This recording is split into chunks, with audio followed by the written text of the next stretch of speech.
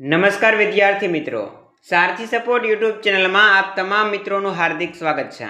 તો વિદ્યાર્થી મિત્રો, આજના વિડીયોની અંદર આપણે ધોરણ 11 ભૂગોળ વિષયના જે પ્રથમ પરીક્ષાના વિભાગ ડી અને ઈના પ્રશ્નો છે એની વાત કરવાના છીએ। સંપૂર્ણ પીડીએફ ફાઇલ ડાઉનલોડ કરવી હોય તો ડિસ્ક્રિપ્શનની અંદર મેં લિંક આપી છે, ત્યાંથી તમે ડાઉનલોડ કરી શકો છો। વધારે સમય ના લેતા વિડીયોની શરૂઆત કરીએ તો વિભાગ ડી આપણે સૌથી પહેલા જોઈએ તો એની અંદર મોસ્ટ ઇમ્પોર્ટન્ટ પહેલો જ પ્રશ્ન તમને આપ્યો છે કે ભૂગોળની મુખ્ય શાખાઓ વિશે જણાવો। ભૂગોળની મુખ્ય શાખાઓ વિશે જણાવો। બીજો પ્રશ્ન, માનવ ભૂગોળ વિશે ટૂંક નોંધ લખો। ત્રીજો પ્રશ્ન, સૌર પરિવારના સભ્યો વિશે ટૂંકમાં માહિતી આપો। એના પછી ચોથો પ્રશ્ન છે સૂર્ય વિશે ટૂંક નોંધ તૈયાર કરો। પાંચમો પ્રશ્ન, એ તારક ઉત્કલ્પના વિશે ટૂંક નોંધ લખો। એના પછી મિશ્રાવરણ વિશે ટૂંક નોંધ પૂછાઈ શકે, ભૂગર્ભ વિશે ટૂંક નોંધ પૂછાઈ શકે। એના પછી ભૂકંપ થવાના કારણો કયા કયા છે। એના પછી જ્વાળામુખીની સર્જનાત્મક અસરો જણાવો। ત્યાર પછી આગળ વધીએ તો 10 નંબરનો પ્રશ્ન તમારી સામે છે કે ભૂકંપ આલેખ વિશે નોંધ લખો। ભૂકંપ આલેખક વિશે નોંધ લખો।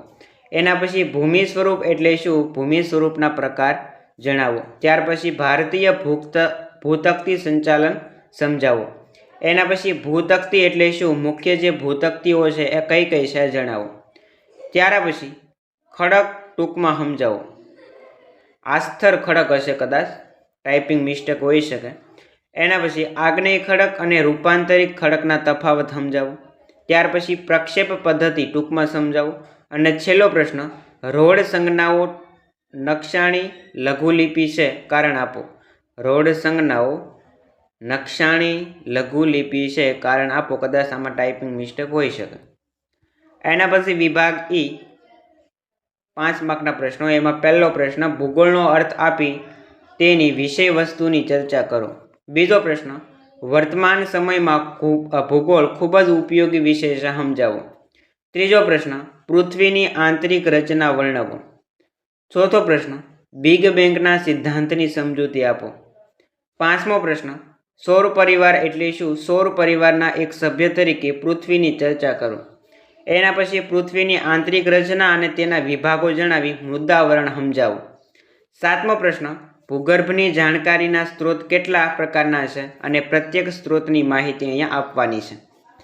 ત્યાર પછી 8 નંબરનો પ્રશ્ન તમારી સામે છે કે પૃથ્વીની આંતરિક સ્થિતિ જાણવાના પરોક્ષ સ્ત્રોતની માહિતી આપો। ત્યાર પછી ભૂકંપ મોજા વિશે સવિસ્તર નોંધ લખો। 10મો પ્રશ્ન, જ્વાળામુખીના પ્રકાર જણાવી ટૂંકમાં સમજ આપો। એના પછી ખંડ પ્રવહન સિદ્ધાંતની ચર્ચા કરો। ત્યાર પછી નકશાનું મહત્વ વર્ણવો। એના પછી નકશાના પ્રકાર વિશે માહિતી આપો। અને છેલ્લો પ્રશ્ન, પ્રમાણમાપ એટલે શું તેની જરૂરિયાત સમજાવો। તો વિદ્યાર્થી મિત્રો, 14 જેટલા પ્રશ્ન આપણે વિભાગ ઈમાં આઈએમપી આપ્યા છે અને 17 જેટલા પ્રશ્ન વિભાગ ડીમાં આપ્યા છે। મોસ્ટ ઓફ બધાય પ્રશ્નોમાં કવર થઈ જાય છે। આશા રાખીશ આજનો વિડીયો પસંદ આવ્યો હશે। વિડીયો પસંદ આવ્યો હોય તો લાઈક કરો, શેર કરો અને ચેનલ ઉપર નવા હોય તો સબસ્ક્રાઈબ કરો। મળીએ દોસ્તો આવા જ નવા વિડીયો સાથે। જય હિન્દ, જય ભારત।